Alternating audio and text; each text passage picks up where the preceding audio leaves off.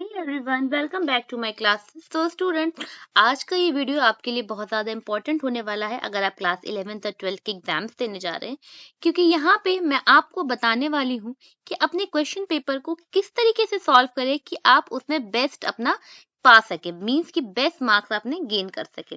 चलिए अब time waste नहीं करते हैं और वीडियो को शुरू करते हैं। देखिए, सबसे पहले क्या है, सबसे पहले आपको एग्जाम स्ट्रेटेजी को फॉलो करना होगा। आप क्योंकि एग्जाम्स भी बहुत पास हैं तो आप इतने अच्छे से फॉलो नहीं कर सकते, लेकिन हाँ, उसे थोड़ा बहुत फॉलो करने की कोशिश करिएगा। लेकिन एग्जाम स्ट्रेटेजी है क्या? देखिए, मैंने एक वीडियो बनाया हुआ है प्रॉपर एग्जाम स्ट्रेटेजी पे, उसने प्रॉपर दिया है कि आप अपने एग्जाम्स में किस तरीके से 100% पा सकते हैं। सो उस वीडियो का लिंक मैंने डिस्क्रिप्शन बॉक्स में भी दिया हुआ है और प्लेलिस्ट में भी वो वीडियो है। सो वहां से उस वीडियो को जरूर से एक बार चेकआउट कर लें। अब देखिए, जो इंग्लिश का पेपर है वो 4 सेक्शंस में डिवाइडेड होता है। सेक्शन ए जो है वो रहता है अनसीन पैसेज का। स्टूडेंट्स, अनसीन पैसेज बहुत इजी भी होता है सॉल्व करना और बहुत ही मार्क्स गेनिंग होता है। इसमें आप बहुत अच्छे से मार्क्स गेन कर सकते हैं। तो इसे स्किप करने की कोशिश बिल्कुल मत करिएगा। आपके पास 3 आवर्स का टाइम होता है और उसके साथ 15 मिनट्स का होता है। अपना जो क्वेश्चन पेपर होता है, जो कॉपी होती है, उसे आप फिल कर लीजिएगा। मीन्स आप पेपर देने जाने से पहले कॉपी फिल करने की प्रैक्टिस कर लीजिएगा, ताकि आपको वहां पे प्रॉपर पूरे 15 मिनट्स ना लगे। आपको जितना जल्दी हो सके, हाँ, इतनी भी जल्दी नहीं करनी है कि आप पेपर ही फिल करने में गलत कर दे, ऐसा मत करिएगा। ईज़िली उसको फिल कर लीजिएगा। उसके बाद सबसे पहले आप अनसीन पैसेज को रीड करिएगा, ठीक है? और उसे सॉल्व करिएगा। अनसीन पैसेज को सॉल्व करने की मैंने 5 ट्रिक्स बताई हुई हैं, जिससे हेल्प से आप इस पैसेज को अच्छे से सॉल्व कर सकते हैं। सो उसका वीडियो मैंने बनाया हुआ है और जिसका लिंक मैंने डिस्क्रिप्शन बॉक्स में दिया है। तो वहां से आप वो वीडियो एक बार चेकआउट कर लें। ठीक है। फिर आप जब आप अनसीन पैसेज को सॉल्व कर ले तो सेक्शन बी आपका 20 मार्क्स का होता है, जो कि ऐसे आर्टिकल राइटिंग या फिर लेटर और एप्लीकेशन पे मिलता है। देखिए, ऐसे आर्टिकल बहुत इजी होता है, पहले ऐसे आता था लेकिन अब यहाँ पे आर्टिकल आने लगा है। सो पहले बच्चे क्या करते थे, 3 से 4 पेज का ऐसे लिखते थे, लेकिन अब आर्टिकल भी आता है। सो आपको 4 से 5 पेज का आर्टिकल बिल्कुल नहीं लिखना है, क्योंकि आर्टिकल को शॉर्ट और प्रिसाइज लिखा जाता है।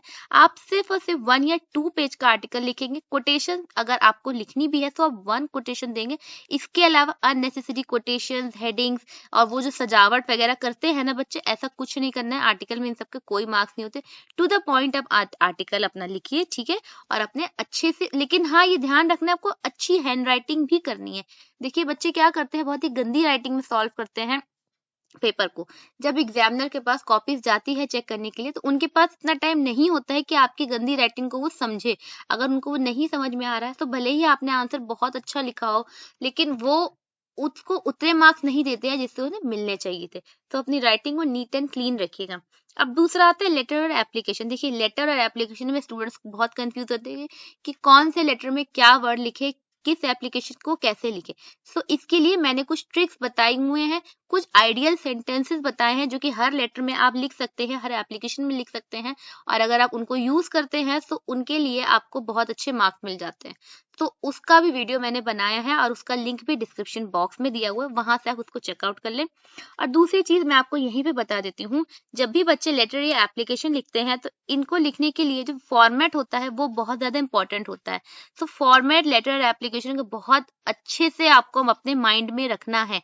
अगर आप फॉर्मेट गलत लिख करते हैं तो आपको वहां पे नेगेटिव मार्किंग हो सकती है, मीन्स कि आपके मार्क्स डिडक्ट हो सकते हैं। आप लेटर एप्लीकेशन भले ही थोड़ा सा मैटर अगर गलत लिख दे, आपके इतने नंबर कम नहीं होंगे जितने कि आपको गलत फॉर्मेट पे कम हो जाएंगे। ठीक है, तो इसका फॉर्मेट का आपको अच्छे से ध्यान रखना है, इसीलिए वो वीडियो आप जरूर से चेकआउट कर ले। नेक्स्ट आता है सेक्शन सी। ये होता है स्टूडेंट ग्रामर का। यहाँ पे बहुत इंपॉर्टेंट ये सेक्शन होता है। बच्चे इस सेक्शन को बहुत इग्नोर करते हैं। देखिए, अगर आप इस सेक्शन को अटेम्प्ट करें तो ये आपको सेक्शन बहुत अच्छे मार्क्स भी दिला सकता है, और यही सेक्शन आपके मार्क्स डुबा भी सकता है। क्यों, कैसे? ऑब्जेक्टिव 10 मार्क्स के होते हैं और सिर्फ 5 आते हैं, ठीक है? और इन ऑब्जेक्टिव में होती है वोकैबुलरी। सो 10 मार्क्स की वोकैब होगी। आपको एक एक क्वेश्चन, आपको synonym, antonym, one word substitution, homophones से, इन सब से आपको 1 क्वेश्चन मिल जाएगा। सो अगर आप बहुत सारी वोकैब होती है तो आप प्रैक्टिस अगर इसे करना चाहें तो प्रीवियस ईयर की सारी वोकैब अच्छे से पढ़ लीजिएगा, क्योंकि रटी तो नहीं जा सकती है। देखिए, फिर आती है एक्सरसाइज। अभी एक्सरसाइज भी 10 मार्क्स की होती है, लेकिन क्वेश्चन इसमें 5 होते हैं, कभी कभी 10 भी हो सकते हैं, but most of the time इसमें 5 क्वेश्चन होते हैं, 2 मार्क्स फॉर ईच क्वेश्चन। अब इसमें आपसे कितना पूछ लिया जाता है, ट्रांसफॉर्मेशन आ सकता है, सिंथेसिस आ सकता है, सिंटेक्स आ सकता है, नरेशन हो सकता है, एक्टिव पैसिव वॉइस हो सकती है, रिमूव ऑफ टू आ सकता है, डिग्री ऑफ कंपैरिजन हो सकता है। ये जितना भी आपने ग्रामर पढ़ा है ये सब इसी में आता है, सब चॉइस में आता है। ठीक है, सो इस कोई सेक्शन को बहुत अच्छे से अटेम्प्ट करिएगा, आपको मार्क्स अच्छे से दिला सकता है। अब देखिए ट्रांसलेशन 5 मार्क्स का होता है, पूरा काफी बड़ा सा पैसेज होता है, तो बच्चे इसमें क्या करते हैं, कंफ्यूज हो जाते हैं। सो आपको ऐसा नहीं करना है, ट्रांसलेशन पे अपना टाइम बिल्कुल मत वेस्ट करिएगा। आपको जितना आता है, जैसे आता है उसे सॉल्व करने की कोशिश करिएगा। ये भी मत करिएगा कि पेपर को ब्लैंक छोड़ दे, लेकिन हाँ, इस सेक्शन पे आपको टाइम नहीं वेस्ट करना है, क्योंकि सबसे लीस्ट मार्किंग का होता है, सिर्फ 5 मार्क्स का होता है। सो इसको करिएगा, अच्छे से कोशिश करिएगा, बट टाइम वेस्ट मत करिएगा। और हाँ, इस क्वेश्चन को छोड़ भी मत दीजिएगा, क्योंकि अगर आप ट्रांसलेशन अटेम्प्ट करते हैं तो भी आपको 1 या 2 मार्क्स मिल ही जाएंगे। नेक्स्ट आता है सेक्शन डी। ये लिटरेचर का सेक्शन होता है पूरा। देखिए, अब प्रोज में आपको शॉर्ट क्वेश्चंस होते हैं, 3 या 4 क्वेश्चंस आते हैं, उसमें से आपको सिर्फ 2 अटेम्प्ट करने होते हैं। अब क्योंकि ये शॉर्ट क्वेश्चंस है और स्टूडेंट्स बहुत ज्यादा ये करते हैं कि उस शॉर्ट क्वेश्चन को अगर उन्हें नहीं आ रहा है तो वो इतना बड़ा बड़ा, इतना फैला फैला के लिख देंगे 4-5 लाइन में आ जाए, और या फिर वो अच्छे नंबर पाने के लिए क्या कर देंगे, एक पेज पूरा भर देंगे शॉर्ट आंसर्स पे। तो ऐसा मत करिएगा, एक पेज भर के आपका इंप्रेशन खराब पड़ता है। आप ये सोचते हैं कि अगर आप पूरा पेज फिल करेंगे तो आपको बहुत अच्छे नंबर मिलेंगे, तो ऐसा कुछ भी नहीं होने वाला है। आप अपने शॉर्ट क्वेश्चंस के आंसर जितने भी टू द पॉइंट लिखिएगा, और 4-5 लाइन्स लिखिएगा। 4-5 लाइन से कम भी नहीं और इनसे ज्यादा भी नहीं। अब लॉन्ग आंसर की बारी आती है, 7 मार्क्स का होता है, इसमें आपको 2 या 3 क्वेश्चन मिलेंगे, इसमें से आपको एक अटेम्प्ट करना होगा।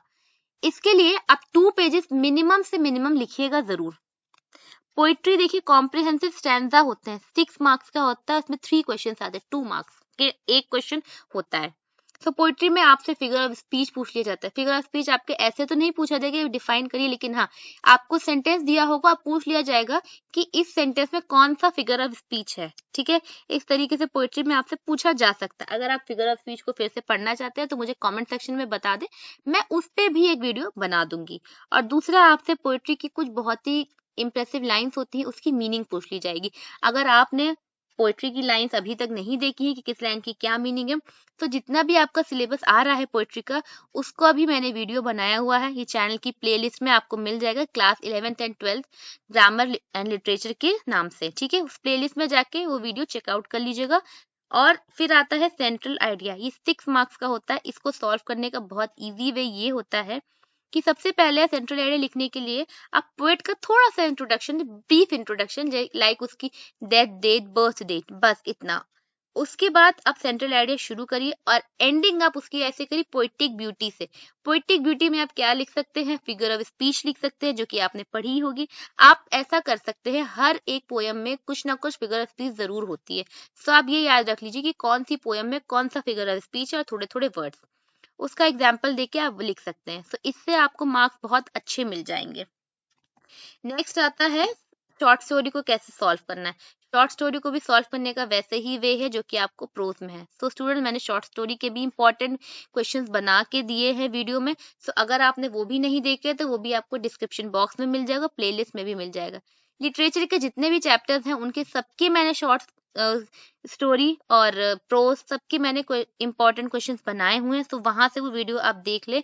आई होप आपको वीडियो पसंद आएगा, क्योंकि मैंने उसमें इंपॉर्टेंट क्वेश्चंस दिए हुए हैं जो कि आपके पेपर में आने की प्रोबेबिलिटी बहुत ज्यादा है। So if you like the video then like, subscribe and share, and thank you for watching.